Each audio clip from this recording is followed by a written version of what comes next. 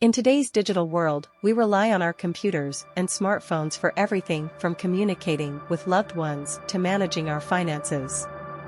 But with this increased reliance on technology comes an increased risk of cyber attacks. Cyber attacks are attempts to steal or damage your data, or to disrupt your computer systems. They can come in many forms, such as malware infections, phishing scams, and ransomware attacks. Cybersecurity is the practice of protecting your systems, networks, and data from these attacks. It involves a variety of measures, such as using strong passwords, installing security software, and being aware of the latest cyber threats. While cyber attacks can be scary, there are things you can do to protect yourself. Here are a few tips. Keep your software up to date. Be careful about what links you click on and what attachments you open.